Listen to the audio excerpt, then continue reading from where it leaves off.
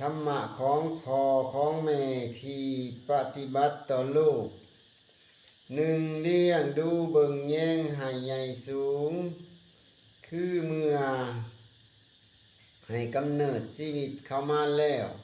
บ่ควรปล่อยปละละเลยถึงสภาพครอบครัวหรือสภาพร่างกายของลูกผู้เกิดมาจะเป็นแนวใดก็ตามก็ควรเลี้ยงให้ใหญ่สูงเติบโตสองห้ามปรามป้องกันจากความชั่วคือ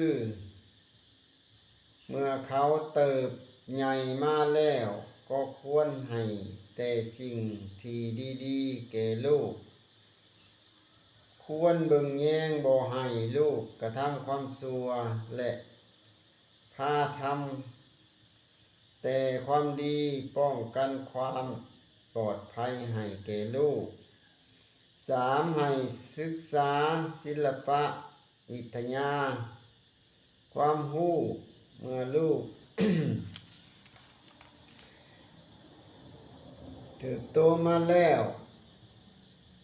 ก็ควรจัดให้ลูกได้หำเรียนศึกษาหาวิชาปัญญาความรู้เข้าใส่ตัว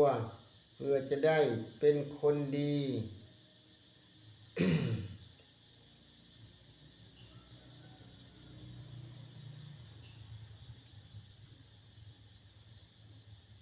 และมีคุณภาพของประเทศชาติบ้านเมืองสี่หาคู่ครองหรือ ผู้ที่ดีให้เมื่อถึงเวลาคือสวยหาคู่ชีวิตที่ดีที่เหมาะสมให้แก่ลูกเมื่อถึงเวลาอันสมควรหา แบ่งปันทรัพย์สมบัติให้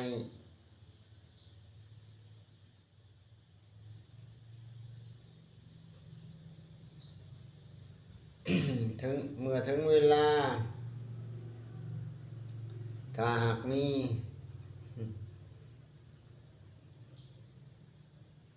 คือมอบมรดกหรือเวียกงานของครอบครัวให้ ลูกสืบ ให้ลูกสืบต่อ ดำเนินการแทนเพื่อ เมื่อถึงเวลา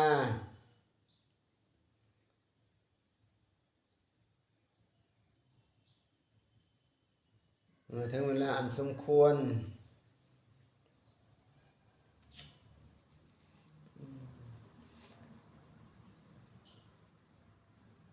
ธรรมะของลูกที่จะต้อง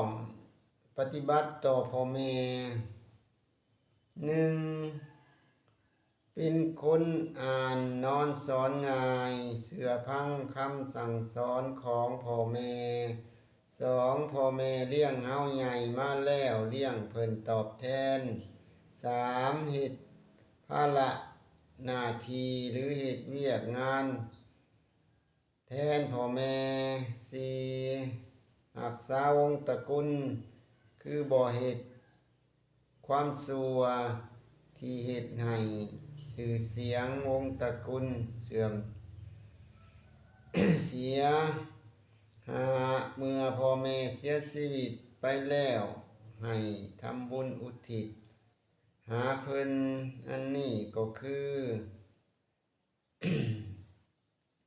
ดังที่ออกตนญาติโยม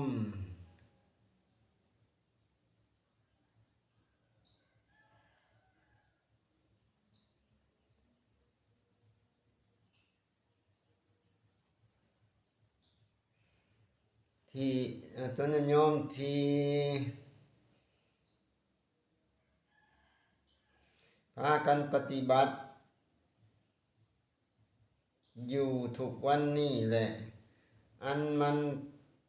หมายถึงการประกาศความดีและ ความกตัญญูผู้คุณของลูกๆที่มีต่อพ่อแม่นี่คือกันหรือหน้าที่ของผู้เป็นลูก